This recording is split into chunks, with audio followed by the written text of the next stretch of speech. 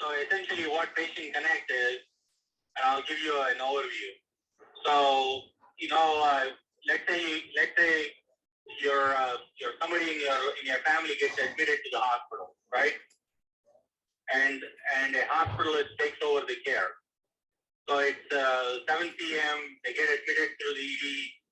The hospital gets assigned. Hospitalist gets assigned, and then you are like, okay, well, what's going on with my mom? How's she doing? And then you call the nurse, and then they're like, oh, Dr. So-and-so is taking care of your loved one. I'll give you his message, and then he'll call you when he gets a minute, right? Right. And then the doc next day morning is doing rounds at 7 o'clock, and then he calls you at 9 o'clock, and you're not there. He leaves you a message saying that, hey, call me back. Here's what's happening with your mom. Okay, then you call him back at 9:30. He's not available, and you take phone calls, and then you come to the hospital. You may get a 25% probability that you're going to catch him and him or her, and you get to talk as to what's going on, right? Right. So this leads to a lot of frustration from the patient's family, saying that, shit, I don't know what's happening with my mom, and nobody's able to tell me. The nurse doesn't know shit. They can't communicate. They don't know what's going on. This is crazy. Nobody can communicate in this hospital. I don't know, blah, blah, blah. And then this goes on for 2-3 days. Finally, time for discharge, and then you're like, okay, my mom left to the hospital. I still could get to talk to the doc properly, so on and so forth. Now, I would say this probably happens 70% of the time. Okay. So what this application does is essentially it's an app that you download. So if I am a physician, if I admit the patient and then I say, hey, Ben, your mom is in the hospital. Hey, can you sign up for this app? And this will be our way to communicate the status of your mom going forward. And then I and you can decide, you want an update on her status every 8 hours, every 12 hours, every once a day? How do you want? How frequently do you want? Every 12 hours is fine. Okay, good. So tomorrow, 7 a.m., I'll give you an update. And then the update will come through this app. You can log in, and then the message will be there. I'll give you all the details regarding what's going on with your mom. And if you have any questions, you can always text me. And then we'll connect again. If there is anything urgent, I'll call you directly. All right, great. So 7 a.m. comes around, and then the doctor, for the physician, the app, sends them a trigger at 6:30 saying that, hey, doc, you need to update the status of Ben's mom. And then the doc then dictates saying that, hey, Susie Carpenetti is 81 years old. She came in for a stomach bleed, and we are going to do a ERCP on her. And the ERCP is scheduled for 12 o'clock. And as soon as I get a result of the ERCP, then I'll let you know what's going on in her system. And then I'll get you know. For now, she's manage her pain, blah blah blah. So what you hear when he dictates will be a warm greeting from the physician saying that, good morning, this is Gary B. I am the internal medicine doc taking care of your mom. I'm a board certified doc. I have 25 years experience, and you're in good hands. And here's the update for today. And then his recording gets appended into that warm greeting at the beginning of the message. Okay? And right.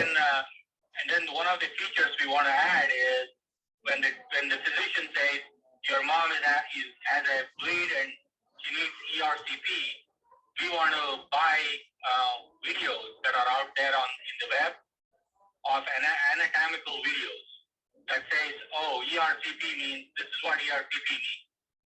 And then it's a short video that as the physician is talking about ERCP, you're not only listening to what he's saying, but you also get to see what ERCP means as a procedure that's going to happen to your loved one.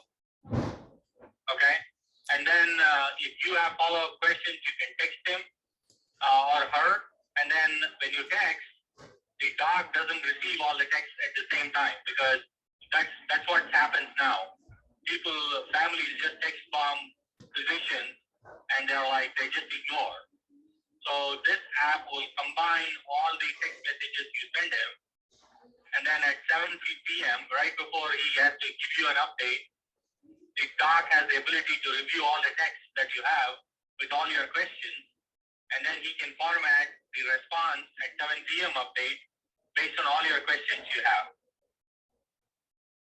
And then the app can build in prompts like, hey, if you're providing any advise the patient on side effects, how long it will be, blah blah blah. So that way it makes it very intuitive for the physician.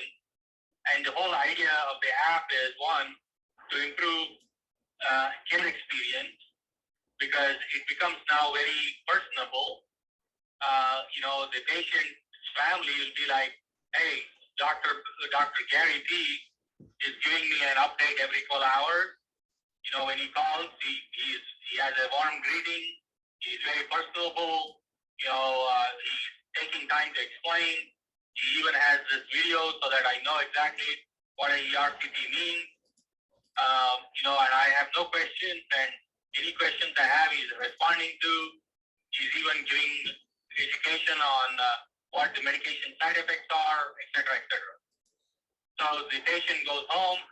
You get a CMS calling you on care experience, and there's like 6 questions on physician. Did the physician communicate to you regularly? You'll be like, okay, yes. Did the physician give you all the things in detail and explain what was going on with your loved one? Absolutely. Was the physician courteous and respectful in their communication? Yeah, it was warm message, blah blah blah. The guy was always saying good morning, good afternoon. Nothing better than that. The physician provides side effects. Absolutely. When he responded, he said, "Oh yeah, the side effects of this albuterol is so and so." So we were very knowledgeable as to what happened. So, if I am a hospitalist, right? Right.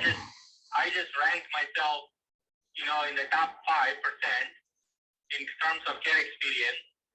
And if I am a small hospitalist group that is vying for a big contract with a hospital system, I can prove to them that, look, you've been trying for 15 years to figure out how to improve care experience, and we have an application that we are going to use as part of our service that does that.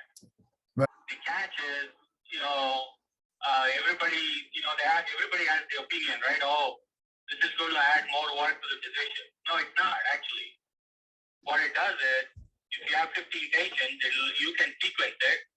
You can start at 6 o'clock, or even if you have a break between 4 and 4:30. Yep. You can go through and see who is ready for an update at 7 p.m. and then you can start dictating on the phone. And look, we are not.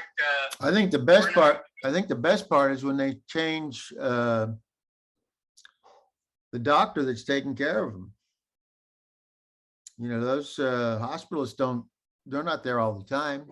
Exactly. They're changing them out, and there's no continuity between one from the other. Exactly.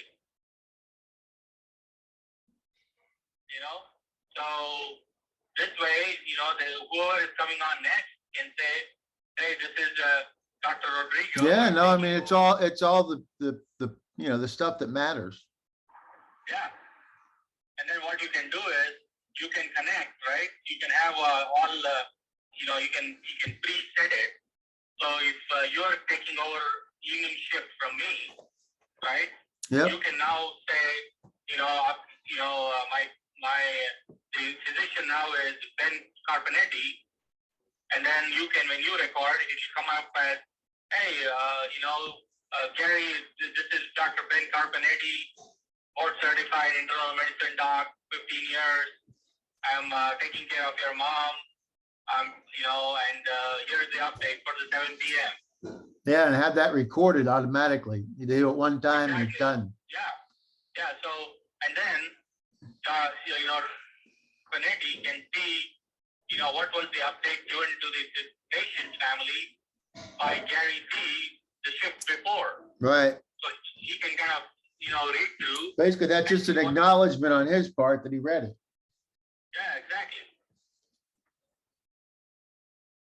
So the beauty is, look, all these hospitalist groups have about 3 to 5% of their annualized subsidy contract tied to quality and care experience improvement. And if you take an average contract is about, $1.5 million or $2 million, right? Subsidy based on where you are in the country, that's about $100,000 a year that they are either leaving on the table or they are not achieving completely. Patient Connect. For the hospital, it is like, it's publicity.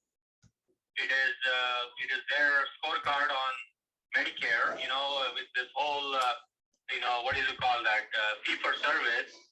And, they don't get penalized for care experience from Medicare, which is like, whatever, 1 or 2%, but, not everybody gets penalized 1 or 2%, but at least, whatever 1/4%, 0.5% on Medicare billing that they get penalized, purely a physician-driven care experience tool to, solidify their consumer base. If I'm a physician group saying, look how good the care that we provide, and it gets word of mouth, gets travels fast. And then 2 is, for the physician group to say, look, you give us the contract and we have this application we use and, it has been shown that we improve care experience in your hospital. So it's monetary benefit for the physician group. What do you call that? Publicly reported stuff. Whether it's health grades or whatever system anybody uses, people start commenting saying that, hey, this is, Dr. Ben Carpenetti and his group is great. They communicate, they have the school app, it's very easy to use, and I get my